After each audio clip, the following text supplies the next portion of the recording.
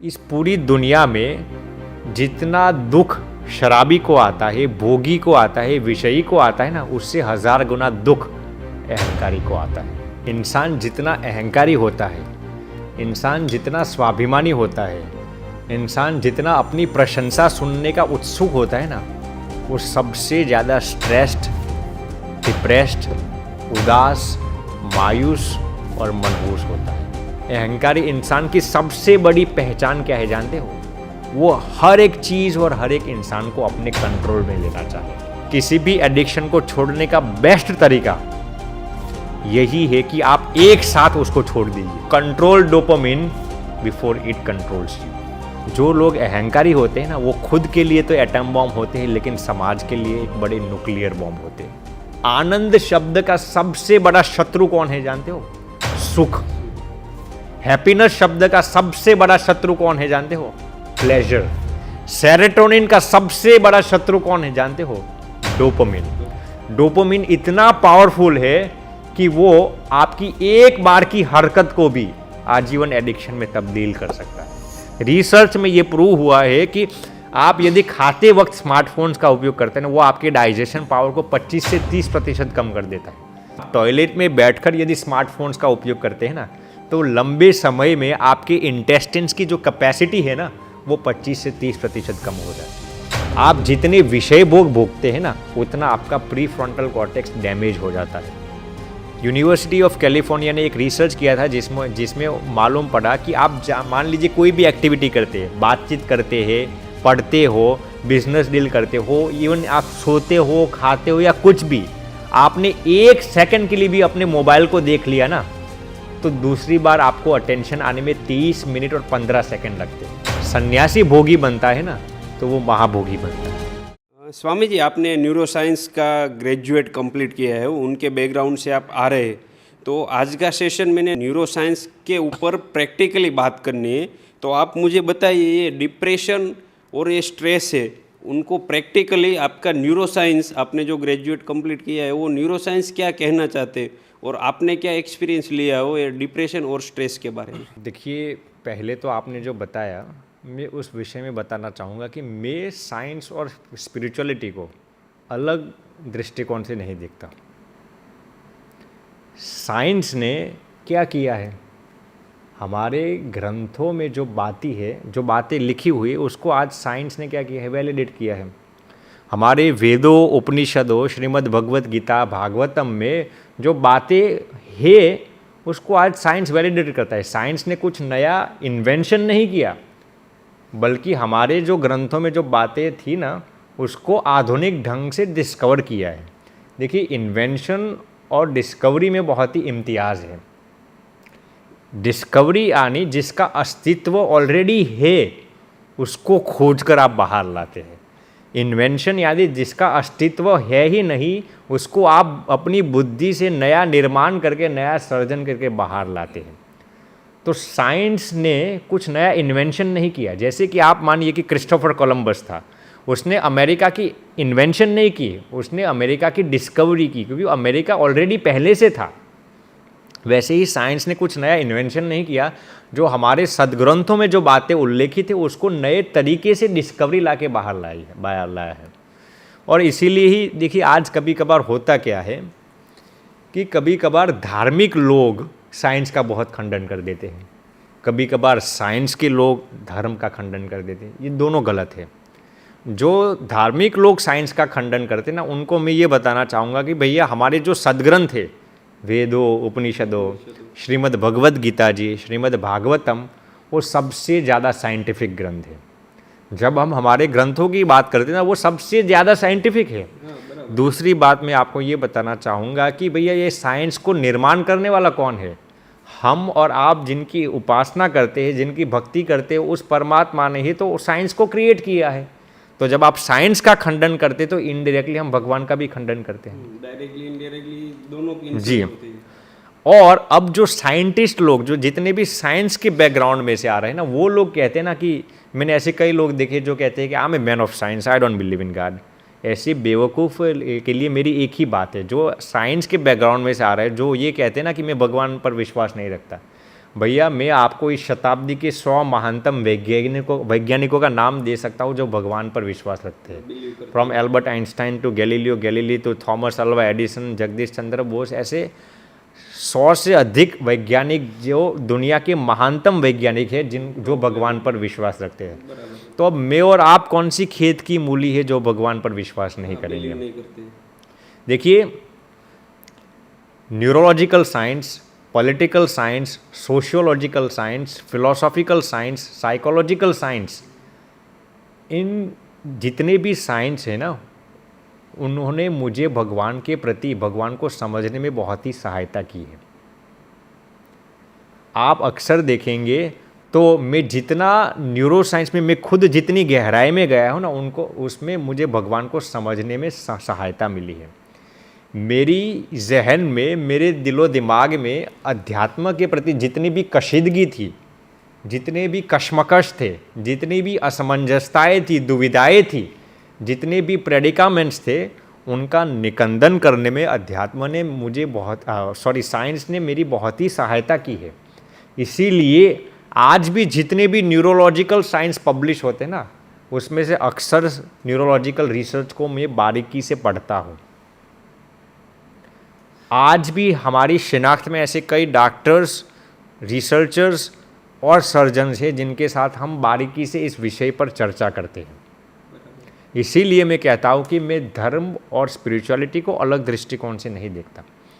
अब आपने जो प्रश्न पूछा, क्या न्यूरोसाइंस स्ट्रेस और डिप्रेशन के विषय में क्या कहता है, इसके लिए मैं आपको न्यूरोसाइंस में थोड़ी गहराई से ले जाना चाहूँगा। और इसके लिए मैं आपको डोपामिन और सेरोटोनिन क्या है, ये दो ब्रेन के न्यूरोट्रांसमीटर्स है, उसके विषय में थोड़ी जानकारी दूंगा। पहले मैं आपको बता दूंगा कि पहले से ये धारणा मत कर लेना कि ये तो न्यूरोसाइंस का विषय है, हमारे लिए क्या कामना है, हम इसको समझ नहीं सकेंगे। पहले से इतना कॉन्फिडेंस भी कम मत कर देना कि भैया ये तो साइंस का विषय है, हमारे भी जहन में क्या आएगा। देखिए, जब हम शिकागो में पढ़ते तो ये न्यूरोसाइंस का विषय हमें उसमें हमारी बहुत ही दिलचस्पी थी, और डोपामिन और सेरोटोनिन का कॉन्सेप्ट हमें बहुत ही प्रिय था। मैं आपको दावे के साथ कह सकता हूँ कि आज के इस सेशन को यदि आप डोपामिन और सेरोटोनिन के बीच क्या फ़र्क है यदि आप बारीकी से समझ लेंगे ना, तो आप कभी भी डिप्रेशन के शिकार नहीं होंगे। इंसान के जीवन में हेल्थ भी आएगा, वेल्थ भी आएगा और स्पिरिचुअलिटी भी आएगी यदि कोई इंसान डोपामिन और सेरोटोनिन के कंसेप्ट को बखूबी समझकर अपने जीवन में अपना लेगा। इस टॉपिक को मामूली समझने की चेष्टा मत करना, ये बहुत ही महत्वपूर्ण टॉपिक है। अब मैं आपको बताता हूँ कि डोपामिन और सेरोटोनिन में क्या फ़र्क है। अक्सर लोग यही समझते हैं कि ये हैप्पी हार्मोन्स है, ये एंडोर्फिन्स है। डोपामिन और सेरोटोनिन में बहुत ही फ़र्क है, बहुत ही इम्तियाज़ है। देखिए, डोपामिन यानी सुख, सेरोटोनिन यानी आनंद। अब आप कहेंगे सुख और आनंद तो एक जैसे ही शब्द लगते हैं। देखिए, दोनों संस्कृत शब्द है, सुख और आनंद। डोपामिन का जो सुख है जिसको इंग्लिश में हम प्लेजर कहते हैं, और सेरोटोनिन का जो आनंद है जिसको इंग्लिश में हम हैप्पीनेस कहते हैं। डोपामिन और सेरोटोनिन के बीच 3 महत्वपूर्ण फ़र्क है। डोपामिन का जो सुख है वो शॉर्ट टर्म है और लिमिटफुल है, जबकि सेरोटोनिन का जो आनंद है वो हमेशा लॉन्ग टर्म होता है और लिमिटलेस होता है। डोपामिन का जो सुख आता है वो हमेशा फियरफुल होता है, यानी कि डोपामिन के सुख में हमेशा दुख होता है और हमेशा भय होता है। सेरोटोनिन के आनंद में न तो कभी दुख होता है ना ही कोई भय होता है। तीसरा फ़र्क ये है, डोपामिन का सुख हमेशा एडिक्शंस क्रिएट करता है, जैसे कि आपने सुना होगा चॉकोहॉलिक, एल्कोहलिक। सेरोटोनिन के आनंद में से कभी भी एडिक्शन पैदा नहीं होता। मैं आपको सिंपल एग्जांपल से समझाता हूँ। जैसे कि मान लीजिए कि किसी ने सेक्स का आनंद लिया, तो सेक्स का आनंद कितने समय चलेगा भैया? 10-15 मिनट के लिए। खाने का आप आनंद ले रहे हैं, कितने समय चलेगा? जितने टाइम पेट में हमारा 10-15 मिनट से ज़्यादा नहीं चलेगा। आपने शराब पीने का सुख लिया, कितने समय चलेगा? 10 से 15 मिनट तक। तो ये सब डोपामिन के सुख है, हमेशा लिमिटफुल होते हैं। सेरोटोनिन का आनंद हमेशा लिमिटलेस होता है। लॉन्ग टाइम रहता है। दूसरा फ़र्क मैंने ये कहा कि डोपामिन के सुख में से एडिक्शंस क्रिएट होते हैं। आप शराब पिएंगे तो आप उसके आदती हो जाएंगे, आप मैस्टरबेशन करेंगे तो आप उसके आदती होंगे। सेरोटोनिन के सुख में से कभी भी आप आदती नहीं बनेंगे। तीसरा फ़र्क ये है, डोपामिन का सुख हमेशा फियरफुल होता है, और दुख वाला होता है। जैसे आप शराब पिएंगे तो उसके पीछे आपको भय रहेगा, क्या? आपकी लीवर या किडनी फेल हो जाएगी। आप अधिक मैस्टरबेशन करेंगे तो उसका भय आपके पीछे छुपा है, क्या? एक दिन आपके शरीर में कमज़ोरी आ जाएगी। तो डोपामिन के सुख में हमेशा भय है, सेरोटोनिन के सुख में कभी भी भय नहीं है। तो ये पहला फ़र्क है। अब आप मुझे ये सोचते होंगे कि डोपामिन और सेरोटोनिन के बीच फ़र्क जानना क्यों ज़रूरी है। तो मैं आपको बताता हूँ कि डोपामिन और सेरोटोनिन के बीच फ़र्क जानना बहुत ही महत्वपूर्ण है। जानते हो क्यों? क्योंकि इस पूरी कायनात में जीव प्राणी मात्र किसकी खोज में है? आनंद की खोज में है। हम सब लोग हमेशा आनंद में रहना चाहता है, लेकिन आप जानते हो क्या? आनंद शब्द का सबसे बड़ा शत्रु कौन है? जानते हो? सुख। हैप्पीनेस शब्द का सबसे बड़ा शत्रु कौन है? जानते हो? प्लेजर। सेरोटोनिन का सबसे बड़ा शत्रु कौन है? जानते हो? डोपामिन। इसीलिए इनडायरेक्टली यदि मैं आपको बताऊं तो आप जितने विषय भोग के आनंद लेते रहेंगे, जितने सांसारिक सुख लेते रहेंगे ना, आप इतना ही परम आनंद से दूर होते जाएंगे। अब आप सोचते होंगे भैया हम जितना विषय भोग के सुख लेते रहेंगे वैसे हम परम सुख से कैसे दूर हो जाएंगे? तो उसके मैं आपको समझाता हूँ। मान लीजिए, अब मैं आपको एग्जाम्पल से मान लीजिए कि किसी ने सेक्स का सुख लिया, किसी ने मैस्टरबेशन का सुख लिया, किसी ने शराब पीने का सुख लिया। तो इनिशियली क्या होगा? आपका डोपामिन का ग्राफ बढ़ जाएगा। जितना बढ़ेगा इतना ही आपका डोपामिन का ग्राफ नीचे आ जाएगा। अब जितना नीचे आएगा उतनी आपको दुख की फीलिंग होगी। मान लीजिए कि आपका डोपामिन बेस लाइन पर था, 100 पर था, तो आपने सेक्स किया, शराब पिया तो 200 पर चला गया। थोड़ी ही देर में वो -200 पर आ जाएगा और फिर आपको दुख की अनुभूति होगी। इसमें दो चीज़ें हैं, जितना आपका डोपामिन का ग्राफ ऊपर जाएगा ना उतना ही नीचे जाएगा, और दूसरा जितना जल्दी ऊपर जाएगा ना, यानी कि जितना जल्दी आपको सुख देगा ना उतना ही जल्दी आपको दुख भी देगा। इसीलिए मैं कहता हूँ आप जितना विषय भोग का सुख लेते रहेंगे ना उतना ही आप डिप्रेशन के शिकार होंगे। ये है जैसे डोपामिन और सेरोटोनिन कैसे हमें डिप्रेशन की खाई में ले जाता है। अब मैं आपको समझाता हूँ कि देखिए कोई भी एक्शन एडिक्शन में कैसे तब्दील होता है, जानते हो? कोई भी एक्शन एडिक्शन में कैसे तब्दील होता है, जानते हो? फिर वो छोटे से छोटा एडिक्शन हो या बड़े से बड़ा एडिक्शन हो। आपको चाहे चाय पीने का एडिक्शन हो, शराब पीने का हो, नॉनवेज खाने का हो, ड्रग्स लेने का हो, मोबाइल का एडिक्शन हो गया हो, आपको मैस्टरबेशन का एडिक्शन हो गया हो, पोर्नोग्राफी का एडिक्शन हो गया हो, सेक्स का एडिक्शन हो गया हो, अरे आपको अपनी प्रशंसा सुनने का एडिक्शन हो गया हो, दूसरों को अपने कंट्रोल में लेने का एडिक्शन हो गया हो। इस दुनिया का कोई भी एडिक्शन का कारण क्या है, जानते हो? छोटे एडिक्शन हो या बड़े, सभी एडिक्शंस का मूल एक ही है और वो है डोपामिन। डोपामिन की वजह से ही एडिक्शंस क्रिएट होते हैं। मैं आपको समझाता हूँ कैसे होता है। मान लीजिए कि किसी ने मैस्टरबेशन कर दिया, किसी ने हस्त मैथुन किया, तो होगा क्या?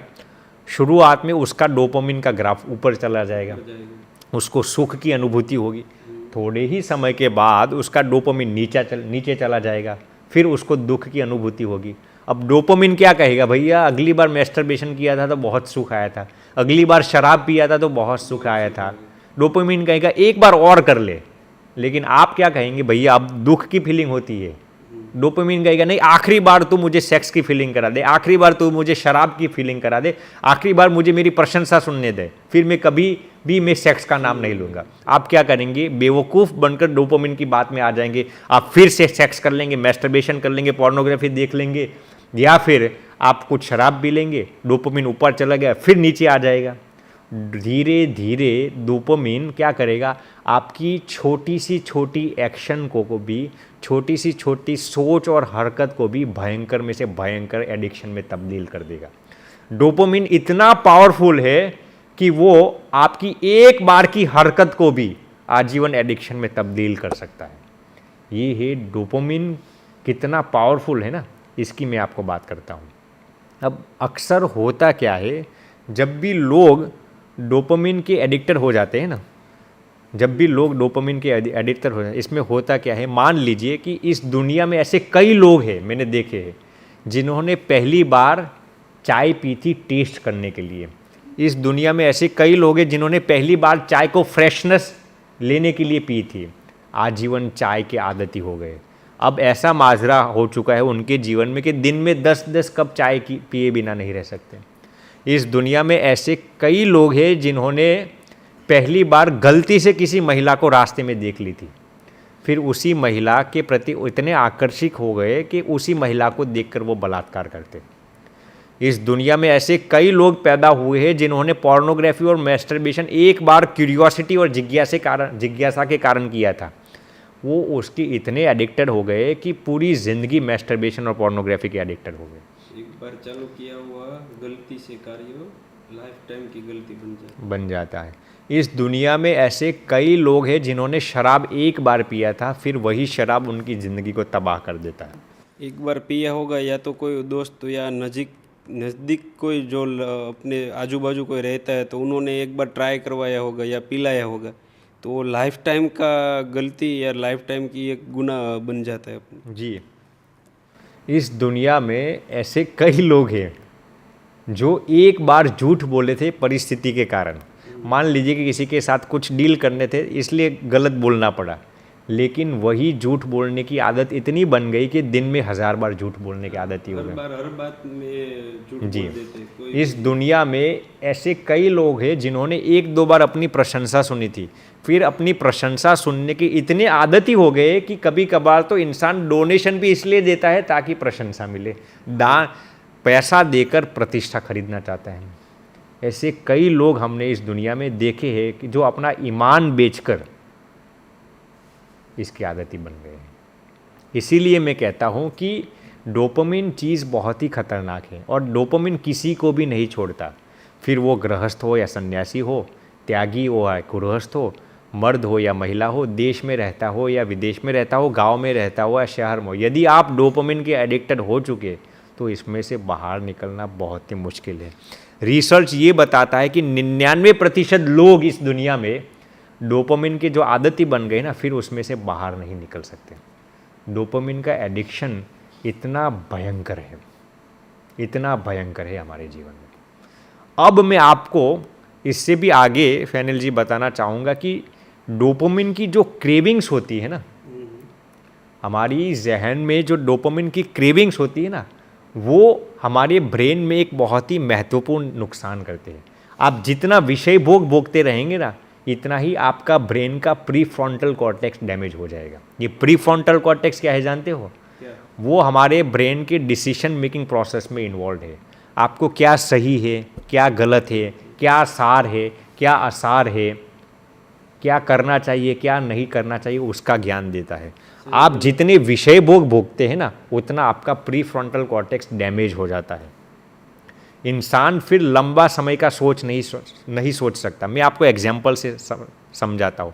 मान लीजिए किसी को शराब पीने की आदत बन गई है, तो होगा क्या? इनिशियली उसको शराब पीने से आनंद मिलेगा, धीरे धीरे क्या होगा, उसका ब्रेन का प्रीफ्रंटल कॉर्टेक्स डिसफंक्शनल होने लगेगा।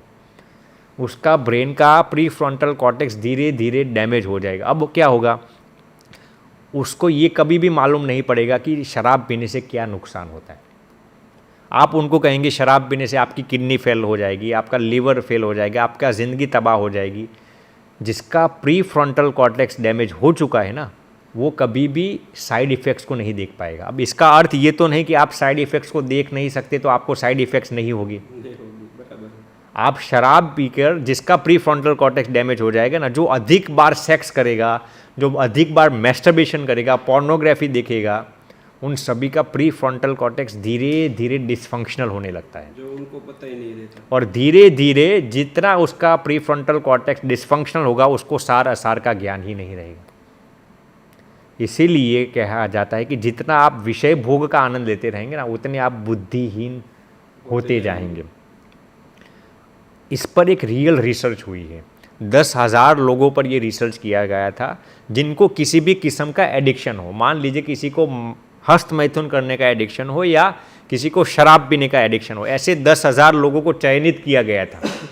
ऐसे 10,000 लोगों को चयनित किया गया था और उनको 6 महीने के बाद मॉनिटर किया गया था कि उनको शराब के एडिक्शन से या फिर अधिक मैस्टरबेशन के एडिक्शन से क्या नुकसान होता है। आप सुनकर अचंभित हो जाएंगे। 6 महीने के बाद उनके एडिक्शन की वजह से उनका प्री फ्रंटल कॉर्टेक्स कुछ हिस्से तक डिसफंक्शनल हो गया था। इसकी वजह से वो सार असार का ज्ञान नहीं पहचान सकते थे। उनकी मेमोरी 20 से 30% कम हो गई थी। जानते हो क्यों? एडिक्शन की वजह से। आपको शराब पीने का एडिक्शन हो, सेक्स का एडिक्शन हो, मैस्टरबेशन का, पोर्नोग्राफी का, मोबाइल का एडिक्शन हो, कोई भी एडिक्शन आपके प्री फ्रंटल कॉर्टेक्स को डिसफंक्शनल कर देगा और उसकी वजह से आपकी मेमोरी 20-25% कम हो जाएगी। एक दूसरा रिसर्च किया गया था यूनिवर्सिटी ऑफ कैलिफोर्निया के द्वारा।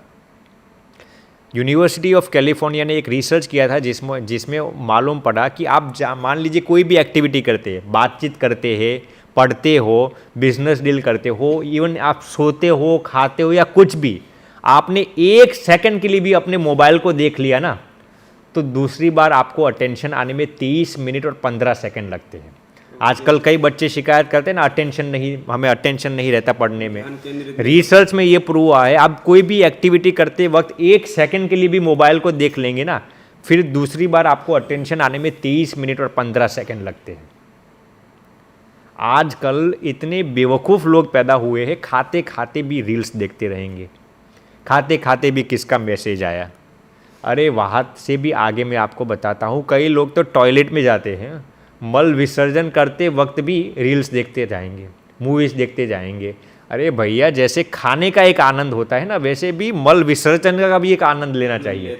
खाने का जैसे आनंद होना चाहिए, वैसे निकाल का भी एक आनंद होना चाहिए। निकालते वक्त भाई आप क्यों ये सब स्मार्टफोन्स का इस्तेमाल करते हैं?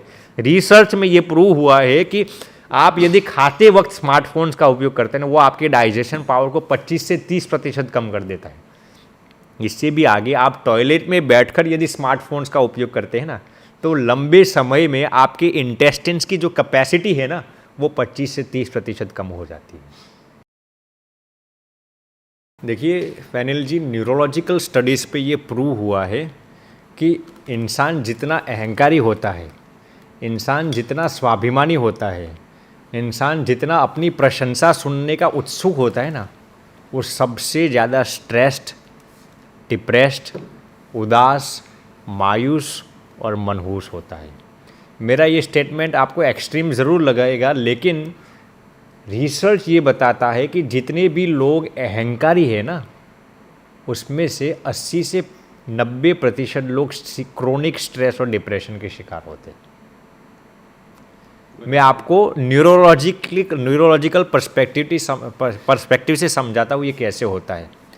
मान लीजिए कि डोपामिन का बेस लाइन है 100 पॉइंट्स, डोपामिन का बेस लाइन है 100 पॉइंट्स, तो आपको शराब पीने से आपका डोपामिन चला जाएगा 150 तक, सेक्स करने से आपका डोपामिन जाता है 200 तक।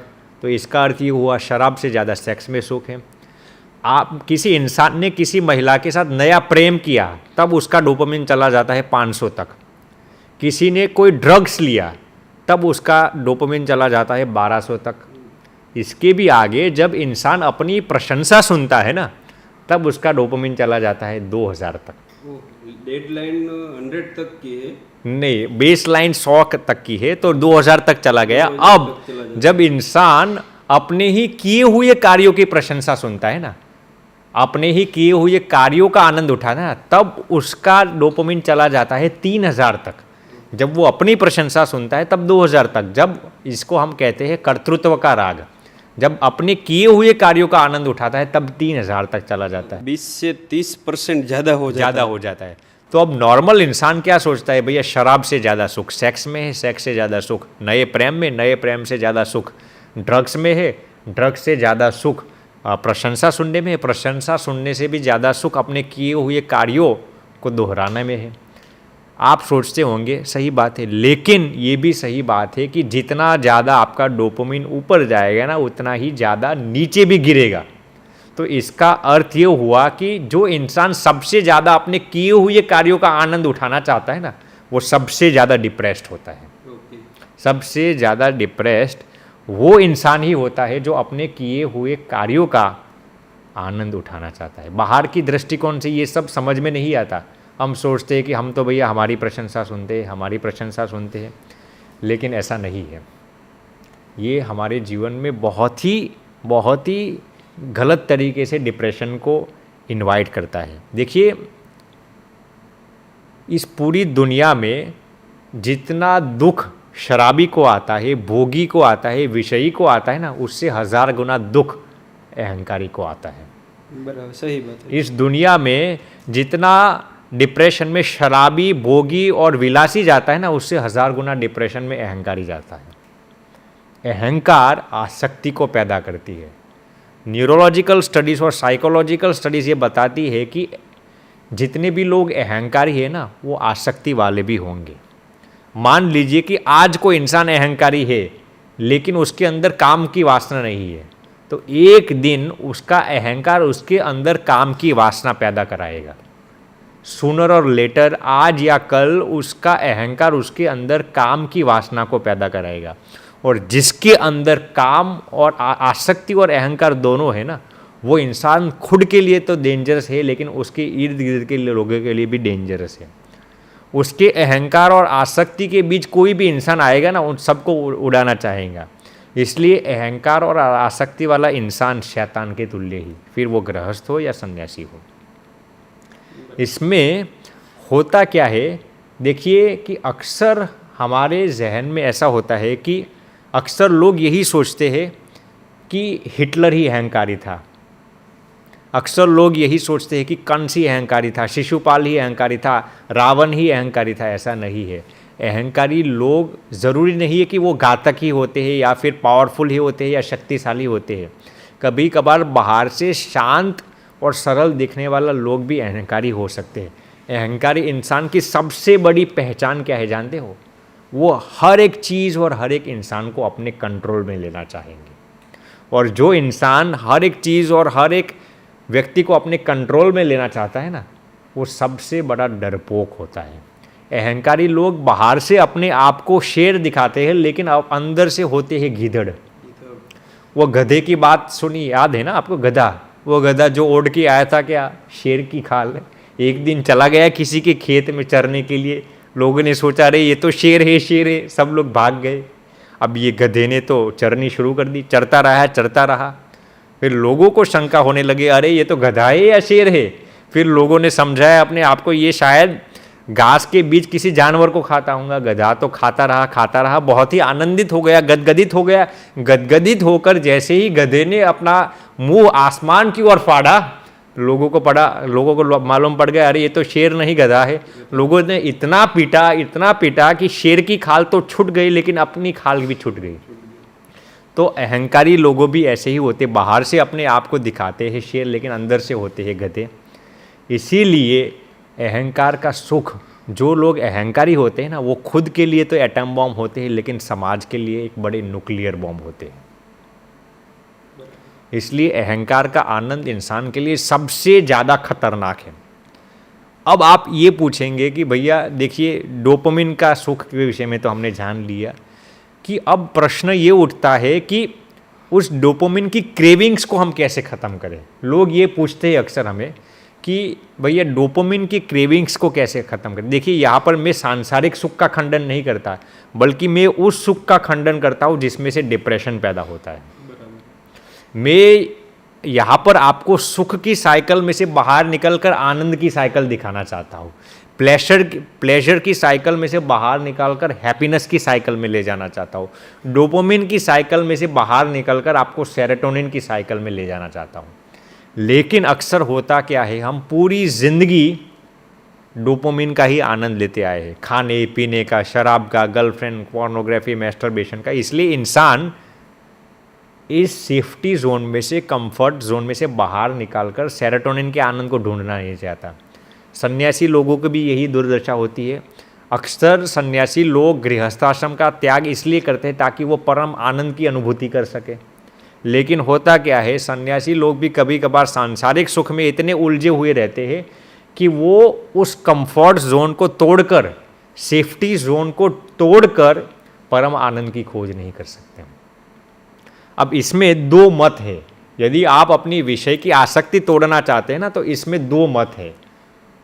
कोई लोग, आज के कोई आधुनिक फिलोसोफर्स ऐसा कहते हैं कि आपको जो इच्छा है ना, वो इच्छा ही खत्म कर दीजिए। जैसे कि मान लीजिए कि आपकी सेक्स की इच्छा है, मैस्टरबेशन की इच्छा है, शराब की इच्छा है, इतना शराब पी लीजिए, इतना सेक्स कर लीजिए कि आपकी इच्छा ही खत्म हो जाए। आज के कई बेवकूफ़ अक्ल के शत्रु खोपड़े के खाली ऐसे कई आधुनिक फिलोसोफर्स पैदा हुए हैं जो ये कहते हैं कि आपको जो इच्छा है वो पूरी कर दीजिए, आपकी इच्छा ही खत्म हो जाएगी। ऐसा नहीं है। भगवान श्री कृष्ण ने गीता के दूसरे अध्याय के 62वें श्लोक में लिखा है, ध्यायतो विषयान पुंसः संगस्तेषु उपजायते। इसका अर्थ क्या हुआ? जो लोग विषय का चिंतन करते हैं ना, उनको विषय में आसक्ति होती है। भगवान ने ये नहीं कहा कि आप विषय का चिंतन करेंगे तो आपकी विषय की आसक्ति ही पूरी हो जाएगी। भगवान स्वामीनारायण ने भी वचनामृत में ये बात बखूबी उल्लेखित की है कि मान लीजिए कि पाताल तक पृथ्वी फटी हुई हो, पाताल तक यदि पृथ्वी फटी हुई हो तो आप पानी भरने से पृथ्वी को भर पाएंगे? कभी नहीं भर पाएंगे। वैसे ही आप जितनी भी विषय की आसक्ति है उसको भोगतने रहने से कभी भी आपकी आसक्ति खत्म नहीं होती। मैं रिपीट करता हूँ, मैं यहाँ पर, आप लोग ये कहेंगे कि हम तो गृहस्थी, हमारे लिए सांसारिक सुख जरूरी है। मैं सांसारिक सुख का खंडन नहीं करता, लेकिन जिस सुख में से डिप्रेशन पैदा होता है, जिस सुख में से दुख आता है ना, उसका मैं खंडन करता हूँ यहाँ पर। मैं यहाँ पर सांसारिक सुख का खंडन नहीं करता। अब न्यूरोलॉजिकल रिसर्च इसमें क्या कहता है?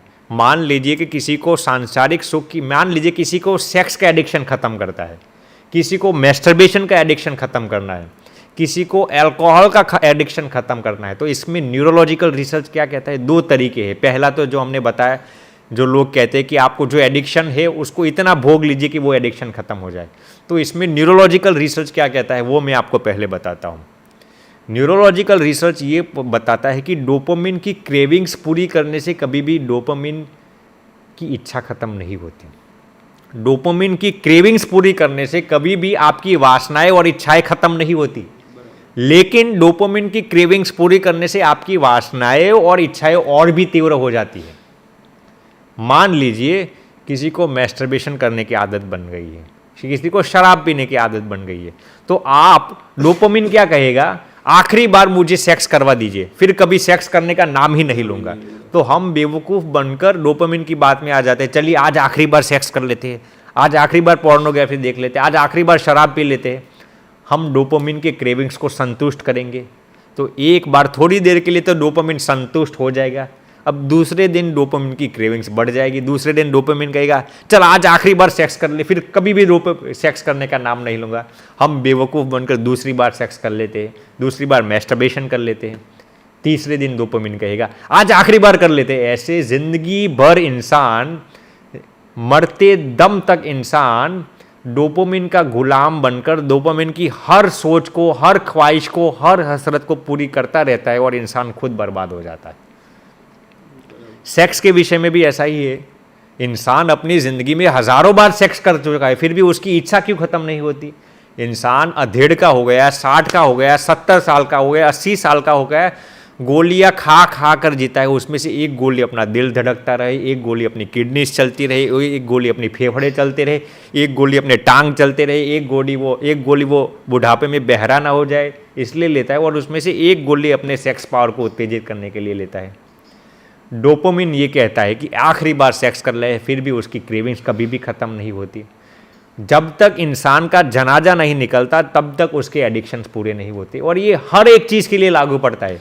शराब का एडिक्शन हो, प्रशंसा सुनने का एडिक्शन हो, दूसरों को अपने कंट्रोल में लेने का एडिक्शन हो, हर एक चीज़ के लिए एडिक्शन में ये नियम लागू पड़ता है। ये कैसी चीज़ है मानते हो? जैसे किसी को खुजली आती है, वो नाखून से अपने शरीर को रगड़ता रहेगा। मुझे मान लीजिए यहाँ पर खुजली आएंगी, मैं नाखूनों से अपने शरीर को रगड़ता रहूँगा, खरोचता रहूँगा, खुजलता रहूँगा, क्या मेरी खुजली नष्ट हो जाएगी? थोड़ी देर के बाद वो खुजली और भी तीव्र हो जाएगी। वैसे ही आप जितनी भी डोपामिन की क्रेविंग्स को पूरी करते रहेंगे ना, उतने ही आपके डोपामिन के क्रेविंग्स और भी तीव्र होते जाएंगे। Research indicates that 80% of the people are not able to quit their addiction once they fall into the trap of dopamine. इसीलिए न्यूरोलॉजिकल रिसर्च ये कहता है कि विषय को भोगने से कभी भी आपकी आसक्ति खत्म नहीं होती। तो अब क्या बचा? अब दूसरा ऑप्शन हमारे पास है। यदि आप डोपामिन की क्रेविंग्स को खत्म करना चाहते हैं, विषय आसक्ति को खत्म करना चाहते हैं, तो इसका उपाय क्या है? न्यूरोलॉजिकल रिसर्च ये कहता है कि आप डोपामिन की साइकिल को तोड़ दीजिए।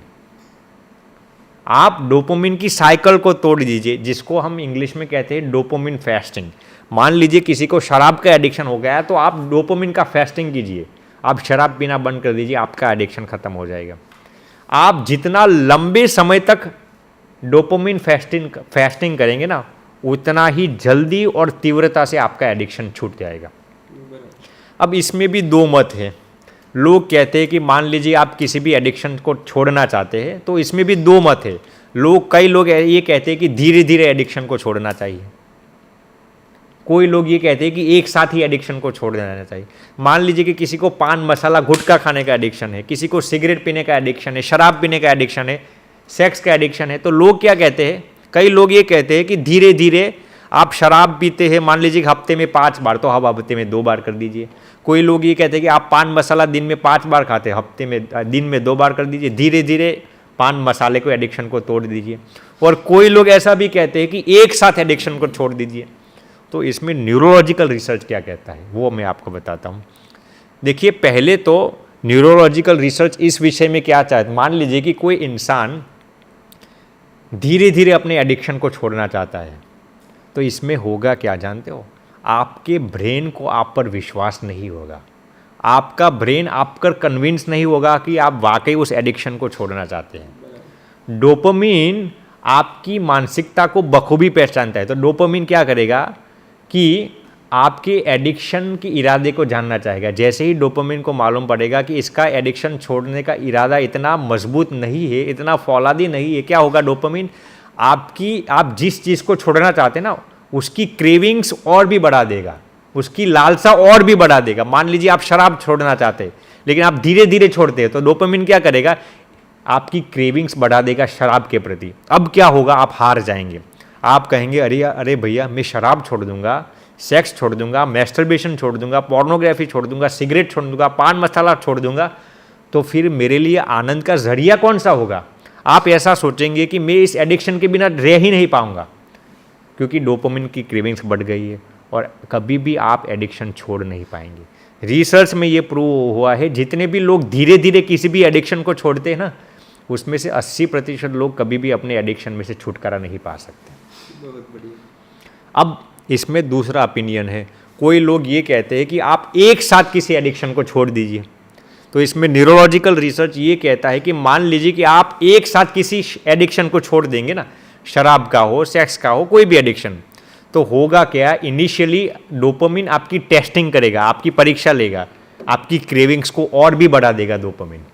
डोपामिन आपकी क्रेविंग्स को, लालसा को और भी बढ़ेगा। फिर भी आप उसकी बातों में नहीं आएंगे ना, आप उस पेन को सहते रहेंगे ना, धीरे धीरे डोपामिन को मालूम पड़ जाएगा ये इंसान मुझसे कई गुना फौलादी है, कई गुना मजबूत है। फिर डोपामिन अपनी क्रेविंग्स को कम कर देगा।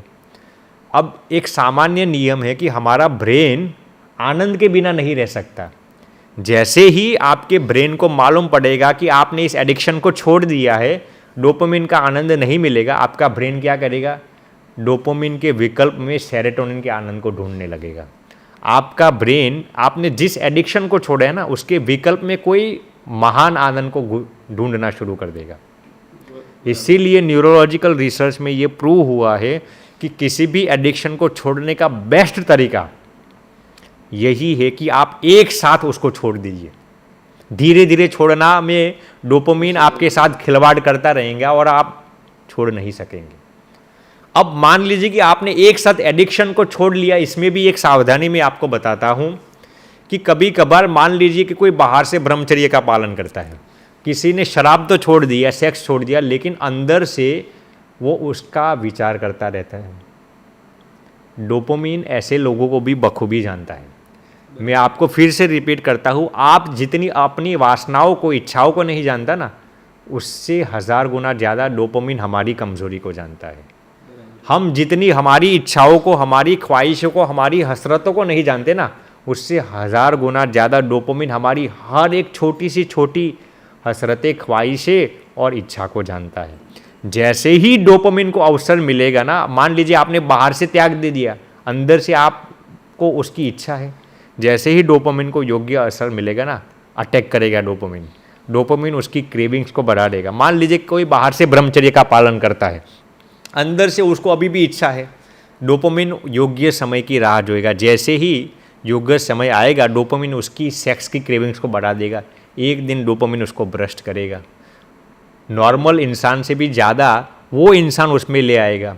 इसीलिए ही कहा गया है कि इसीलिए ही कहा गया है कि जब सन्यासी भोगी बनता है ना तो वो महाभोगी बनता है। जब होता क्या है कि मान लीजिए सन्यासी ने जितने भी सालों तक जो त्याग किया है ना, जब वसूली करता है ना तो एक साथ वसूली कर लेता है। फिर लोग, बाहर के लोग कहते हैं कि भैया हमने तो सोचा था आप तो त्यागी है। वो सन्यासी कहता है भैया आप लोगों ने मुझे त्यागी सोचा था, मैं तो अंदर से गृहस्थी था। जैसे हमने शेर की बात बताई, भैया आप लोगों ने मुझे शेर सोच रखा था, मैं तो अंदर से शेर की खाल में गीदड़ था। ऐसा होता है। इसीलिए ज़िंदगी में यदि सुखी होना है तो एक साथ किसी चीज़ को छोड़ दीजिए, और वो भी बाहर से ही नहीं, अंदर से ही। आप जितनी डोपामिन की गुलामी करेंगे, जितनी भी डोपामिन की चाटुकारिता करेंगे, जितने भी डोपामिन के पीछे उत्सुक होंगे ना, उतने ही आपके जीवन में से हेल्थ भी चला जाएगा, वेल्थ भी चला जाएगा और स्पिरिचुअलिटी भी चला जाएगा। इसलिए पूरे टॉक का यही सार है, control dopamine before it controls you. मैं रिपीट करता हूँ, control dopamine before it controls you. बहुत बढ़िया। आपने जो शिकागो से आपने न्यूरो साइंस का जो प्रैक्टिकली आपने ज्ञान पाया है वो हमारे साथ प्रैक्टिकली हमारे साथ बांटा और हमने समझाया। जो स्ट्रेस और डिप्रेशन ने हमको डिटेल्स में आपने हमको डेफिनेशन दी, उसके लिए हमारी पूरी टीम की ओर से आपका धन्यवाद चाहता हूँ। और ऐसे ही हम आगे बढ़ते रहे और प्रैक्टिकली कोई भी टॉपिक के ऊपर हम डिस्कस करके हमारा जो टीम है और हमारे जो ऑडियंस है उनको हम डिटेल्स देते रहे, जुड़े रहे हमारे साथ बातों के खजाने में।